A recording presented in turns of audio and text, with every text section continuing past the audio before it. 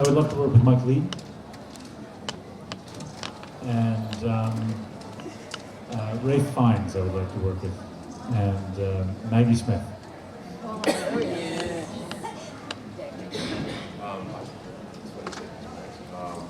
I would love to work with Judi Dench. This is no joke. I had dreamed of, after Inception, I so wanted to work with Christopher Nolan, and to have the chance to have done it was kind of one of my deals.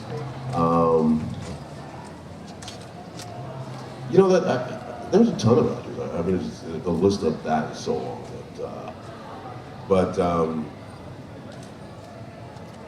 Yeah, I mean, I'm just living a dream right now.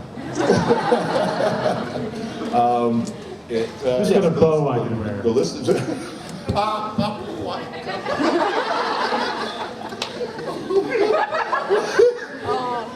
You guys think about that. That's going to be very funny. Where's your room key? Just, sneak in there. That's not my symbiote.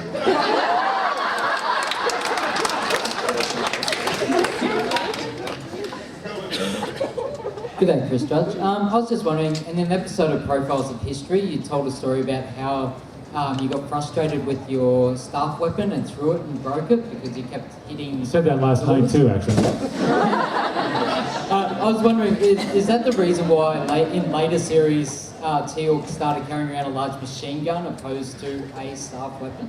Compensating. Yeah, exactly. The stuff wasn't big enough. Let me explain why I had to carry it for so long. First of all, the staffs were big, unwieldy. They were, 9 feet or whatever it was, but all our doorways were like 7, 5 or whatever. And, and so we thought about getting rid of them earlier and just having the Zats. And MGM literally said, we need for Chris to keep carrying the staff weapons because his action figure has a staff weapon. And swear. And they thought if I didn't carry the staff in the show, you wouldn't know which one was Teal'C. Besides the fact that he's a blackish, goldish, bald guy.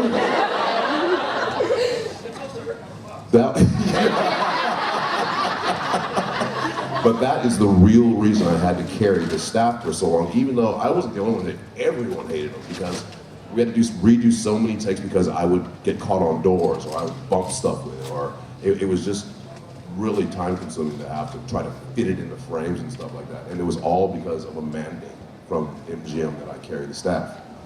Did you guys get a bunch of stuff from MGM, like just ridiculous mandates and stuff? Well, they told us that we couldn't, for Todd, that we couldn't change the makeup. So every day, my makeup artist, Harlan McFarlane and Holland Miller, they would just change slightly the makeup. And as time went on, you would get these great notes from MGM saying, the makeup on Todd looks fantastic! And it completely changed. Don't change the makeup. It looks fantastic! How did that happen? It looks so good. It is, you really do get notes like that. Do you remember in the early days how much makeup Teal'C wore? Oh, I do. And that was just to the club. Literally, did you ever meet Jonathan Glasner? Loved him. He was one of the original creators. He literally came to set one day, and he's walking by and he's like, hey, Chris.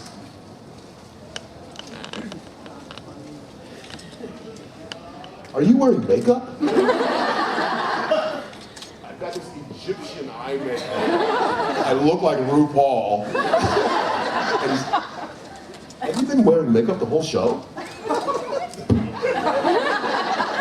You watch dailies every day and you've never noticed the makeup? Unbelievable. Guys, question for both of you. have you ever taken anything off set after finished filming? Why are you looking at me? Is there something that I didn't take? I did pretty good. I convinced them, like when we had Earth scenes, especially any formal, that I couldn't wear, I wouldn't be wearing military dress. So every time that you saw us at any occasion where I was wearing a suit, all those suits were custom made by like the best tailor in Vancouver, like $2,000 suits. I kept every single one of them. Not get from, what was that one where we did, where we all wore the long trench coats? Nightwalkers. What was it? Nightwalkers. Nightwalkers? Yeah. This episode we did called Nightwalkers. They made me this like long leather coat that only had one seam in it. And this coat was like $12,000 for this one episode. Got it! And then I used to have like 20 or 30 watches, and but I've pretty much given all those away to be auctioned off for charity. The one score I had was on the last day, I actually walked through set with the SGC flag and said, "I'm taking it, somebody stop me." So, I did pretty good. It's so lame what I did. I took one of Todd's nails, and I actually just auctioned that off a few weeks ago. And then I stole a set of his eyes. You know, the contacts? Yeah, so I've got those floating around in a room in my house.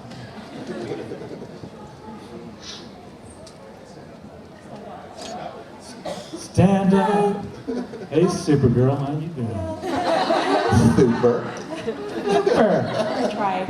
I was wondering if you could tell us about any pranks that were had on the SGA and SG1 sets, please? You guys didn't play any? Really? Pranks. None? Wow. Well, I was in leather and 3.5 hours of makeup. I mean, that's the biggest joke. Nobody needed to play a prank on me. Leave the poor guy alone. He's suffering enough. I don't know, how many were you at the earlier panel when oh, so not many of you, okay. Well, the last prank that I played was I think our last day of filming, or one of the last days of filming. And poor Amanda. Amanda had this really emotional scene when Bo dies. So I had gone to the wardrobe department and said, look, I want to do something a little special. So it's scripted where Bo dies, she comes out into the hall on the ship and we run into each other, or I'm standing there waiting for her. So she goes and does this really emotional scene with Bo. Now we set up for her coming out into the hall. So the camera is over my shoulder on her face as she opens the door and comes out. Well, what you saw was the door open, her come out, got up. What really happened was when she opened the door, the wardrobe had made me these tearaway pants. So when she went in, I had on pants. When she came out, I had taken these off and I had on a G-string that said SG1. So you literally see her face go like this, and she's, crying, and she comes out and so what they saw behind the monitors was just her face, but they don't know why she's looking like that. So the cameraman all busted laughing. They pan down to show my bare ass. The shrieks of terror from behind the monitors. So that was the very last prank that I did. But we used to, we used to like saran wrap people's toilets. So when you would come to work in the morning, you're all tired and everything, you just use the bathroom, but it would all bounce back up on you. And we penny lock people in their rooms and just normal stuff. I used to like to play turd burglar. So you go use the bathroom in someone else's trailer, but then you don't flush it. Like you guys don't do that.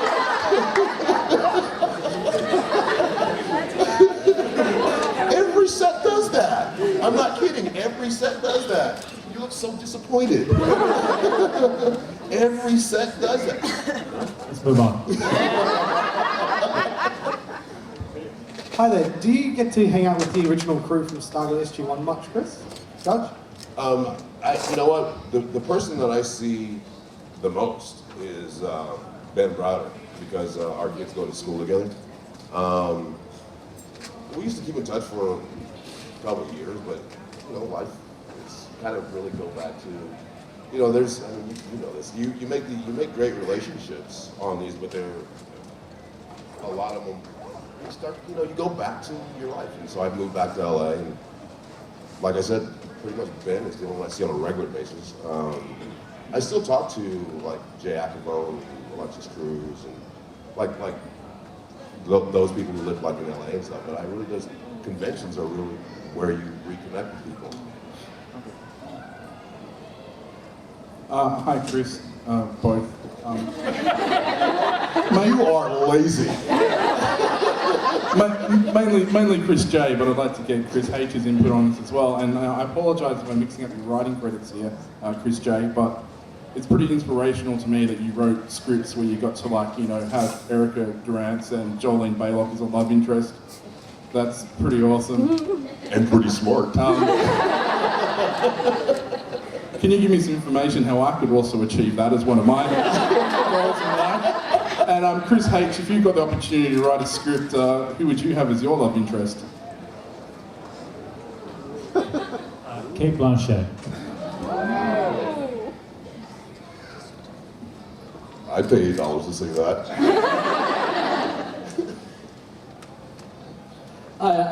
Both Chris J and Chris H. What were your favourite episodes of the Stargates that you were on? My favorite Stargate SG-1 episode that I was on would be, of all of them, would be Revisions.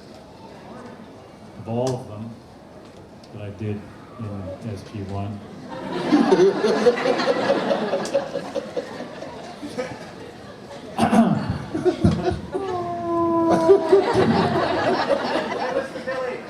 What's that? I said, where was that village? Oh, it was a place outside of Vancouver. Oh, what was that place? It was some little mini. There was a guy who used to be a premier of BC called Bill Vanderzam, and he's Vanderzam. He's Dutch, right? And he had this thing where he built a little Dutch village. Something Gardens. Yeah, Remember that? Yeah, I do remember. As you go down the tunnel, and you pass it all the time. Anyway, so it was this weird little place that a premier decided to spend our tax dollars on.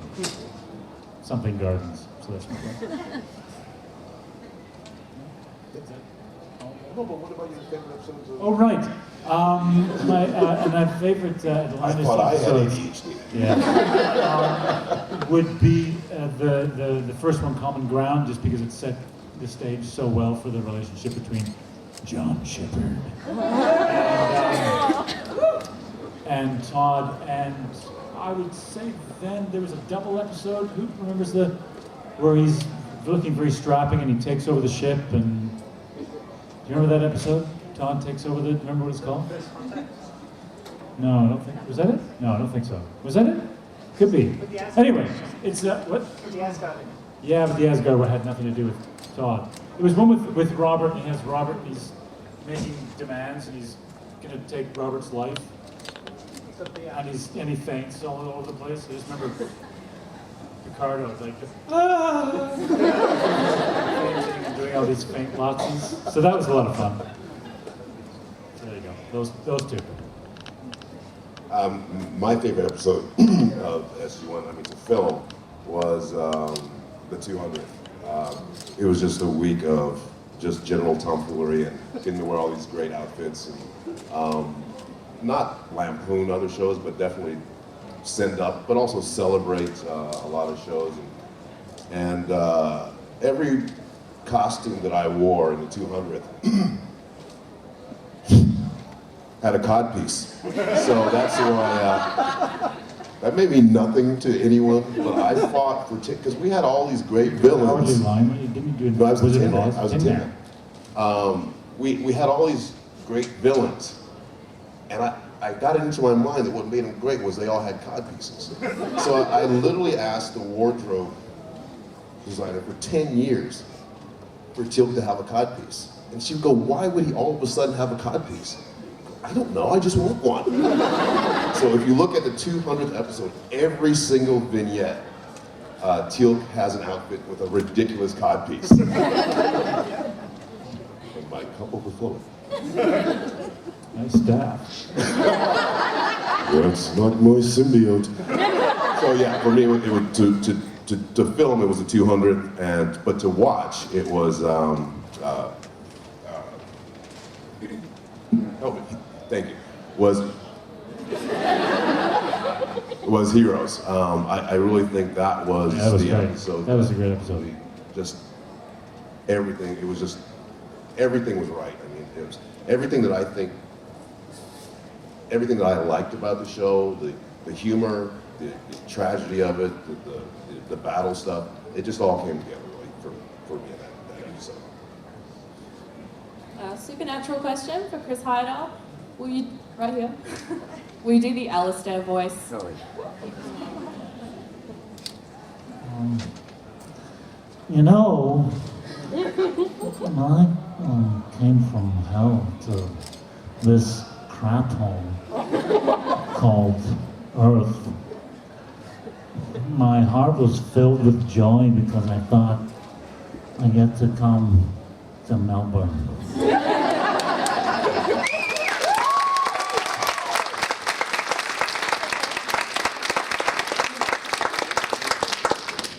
What up here? Hi, this is for Chris Heyerdahl, not that we don't love Chris Judge. Funny, I'm very secure in my manhood. It's about Sanctuary. Which was your favourite character to play in Sanctuary? What? Say it again? What was your favourite character that you played in Sanctuary? Oh, apparently Biggie.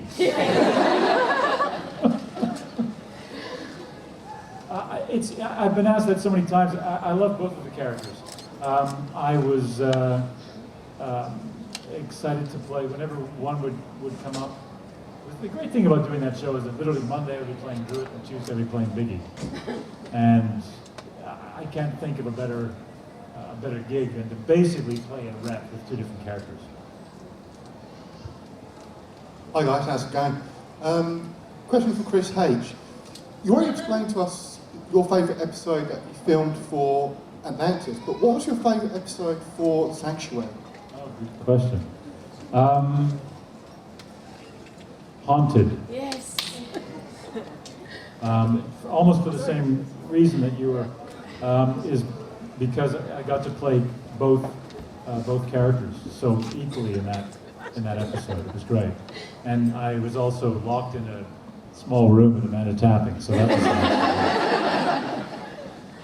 And then Agam Darshi in the other one, so it was pretty win-win. Hey, I'm over here. This one's for Chris Judge. If you were to star on Supernatural, what kind of character would you play? Alistair's bitch.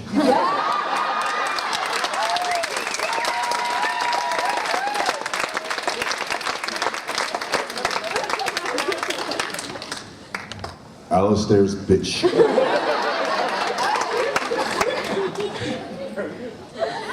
Hi, Christopher Hedger. How are you? Hey. I've got a question on Alistair's views of Dean. Alistair's views on what? Dean, sort of. I thought you were dating. Alistair's views on dating. Okay, so basically I would take myself home, That's awesome. Yes. wine and dine myself. Nothing kinky.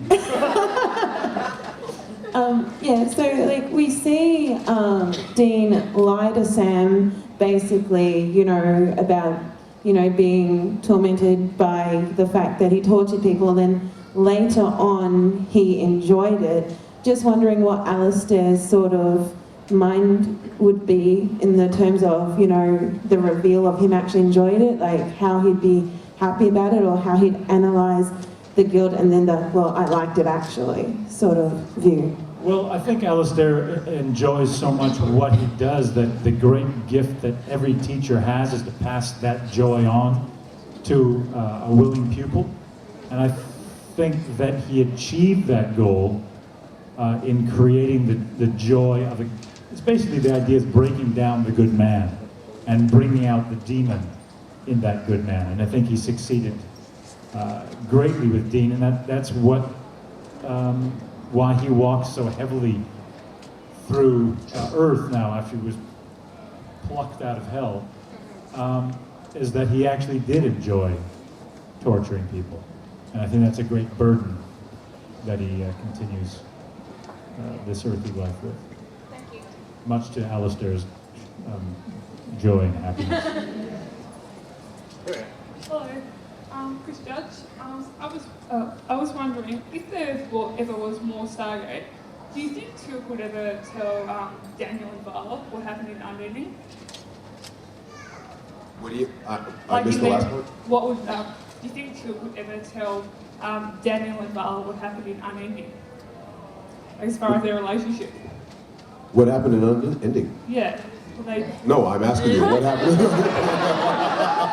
It was where they were, stuck on the ship and everyone had their life until, they had a relationship. No, I know, but I remember the episode. I mean, but there's something that I shouldn't be telling. Well, you didn't, when Teal'C did the time thingy and fixed it all, you didn't tell them anything. Right. So can you ever tell them what happened? I think if the show had carried on, I think what went on might have been evident 9 months later.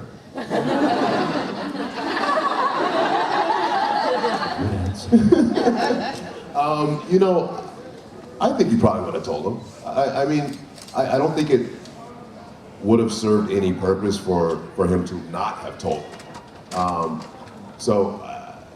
Yeah, I think he probably would have eventually told him, after making them suffer for a while. Like a ball boy. Hi again. You do mean that in a sports sense, right? Very sporty. We were actually discussing before you guys arrived, could we find out who'd win in an arm wrestle? Did it take long for you to figure that one out? Who do you think would win? I don't know. I'm willing to put money on Heyerdahl for sure.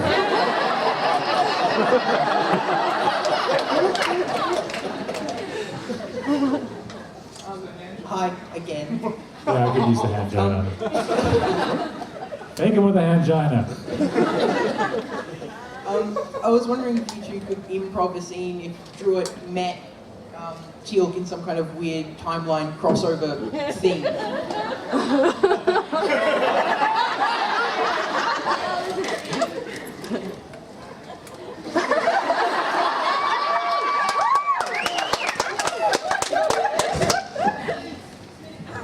Number two. I'm looking for a good time.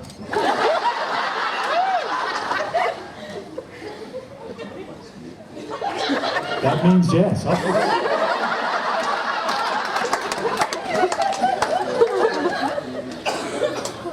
And then I kill him.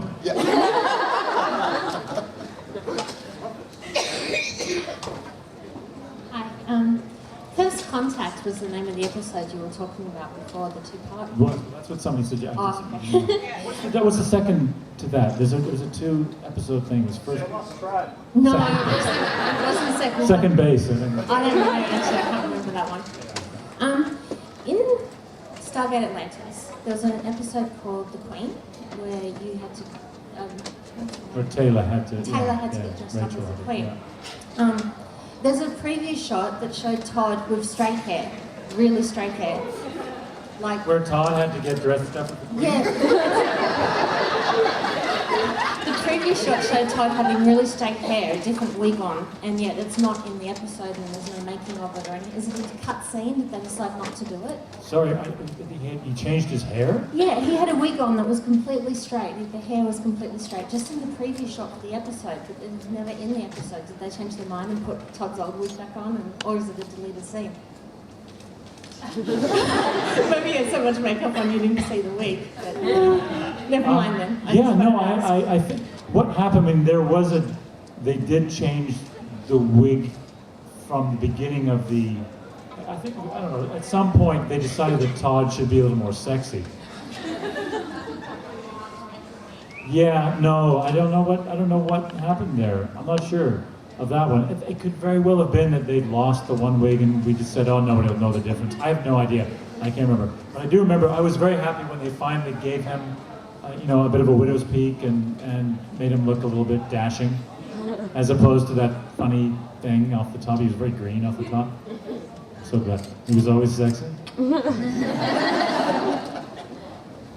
John Shepard. I still want to see you in that movie, The Queen.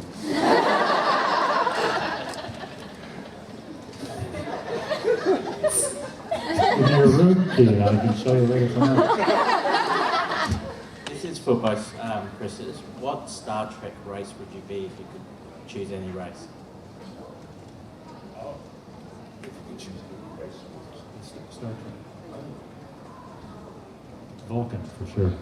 I went through as a kid. I went running through. We had this in the back of my elementary school. There was this little wooded area, and I would run through the wooded area.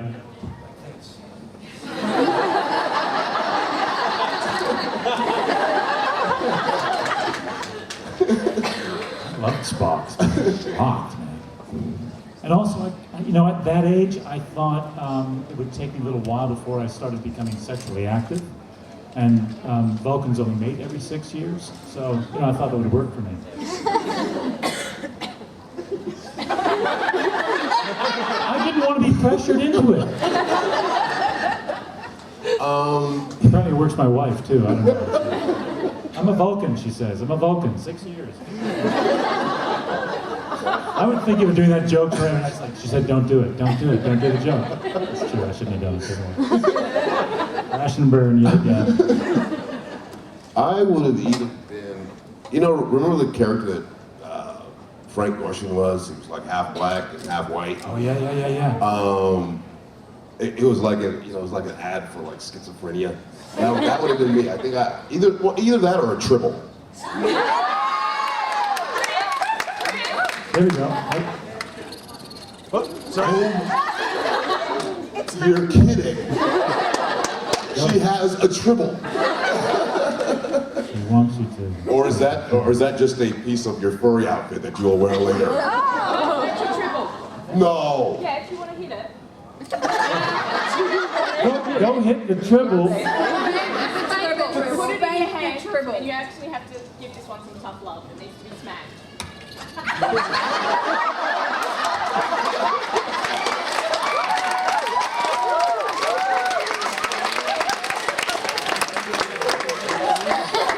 You didn't tell me that it vibrated. That's great. That was oddly arousing. Sit down. Oh, gosh. I only hit the Tribble every 6 years.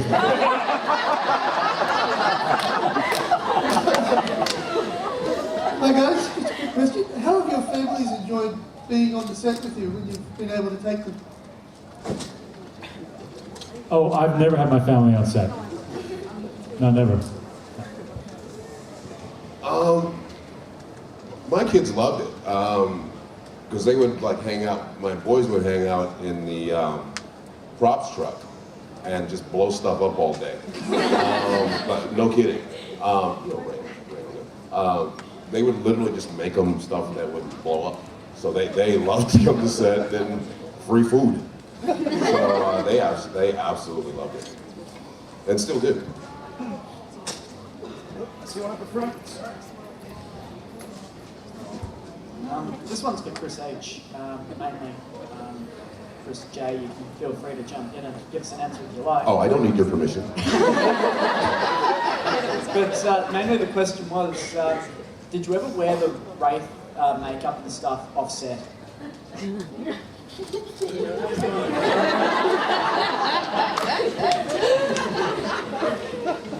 Yes, but not the clothes. Just Teal'C's codpiece. No, I never did, but I did an episode of Are You Afraid of the Dark? Did you guys ever watch that? Yeah. And I played Nosferatu in an episode of Are You Afraid of the Dark? It was 20 odd years ago. No, more than that, 30 years ago. 20 years ago. Okay. And that one I actually went home and there are very silly pictures of me with those big teeth, eating a sausage and watching the TV, having popcorn. But I'd already done it, with Nosferatu, but I never left the set. But we did talk about doing a whole documentary with Biggie getting off set and driving home, taking the rapid transit. And this buddy of mine, Tony Pantages, who did all the behind-the-scenes video footage of Sanctuary, the second year, I think. And we had this whole plan. We were gonna do a secondary little film all on Biggie going through town and how people would react. We should have done it. So we've got time for just a couple more quick questions. I've got one here in the front row there. Guys, I was wondering, what projects are you working on at the moment? I just finished doing an episode an arc on True Blood. And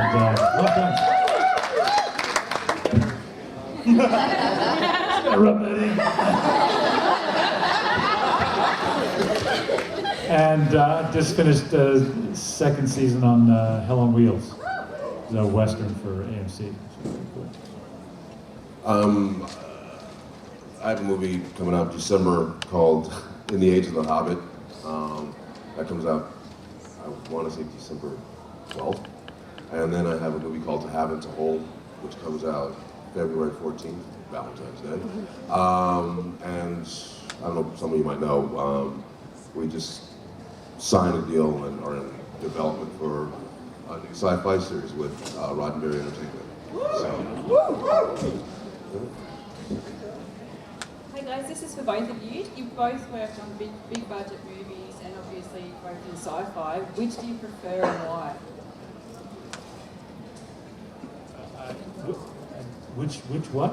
What are my choices? You both worked in big budget movies. Right. So you've done the big Hollywood thing, and you've both worked in Sci-fi television, sort of TV. as opposed to sci-fi big budget movies. Yeah, which do you prefer as an actor to work in? Is it the big movies and all the big, rigmarole, or the TV shows, the sci-fi, the smaller sort of setting? Which suits your style more? They're both actually really quite interesting to work on because they can all create a familial atmosphere. Surprisingly enough, huge, big budget shows can actually be very intimate on set. It doesn't necessarily mean that things become cold because there's some too much cash flowing around. I've had good experiences on both. Yeah. Yeah, I mean, I agree with that. The only thing that's different generally on something really big budget is like the craft service and the catering. And I'm not kidding. When we did Dark Knight, we had 6 trucks just for lunch. So we had 2 trucks that would put out like the salads and stuff, 2 that would put out the main courses, and then 2 that did dessert. I mean, it was the biggest setup I've ever seen, and it was so great. I actually earned some points with my kids. I brought them to the set one day, and outside of seeing Bale in the suit, which that's hard to top, the thing they came away with is big movies like that are cooler because of the better tutoring. Which, you know, every parent try to instill in their kids. So I think we've really pushed the limits of our time, and if I don't see some Teal'c Todd slash fiction on the internet by tomorrow, I'll be very, very surprised. But I want you to join me in thanking these two wonderful men, Chris Judge, Chris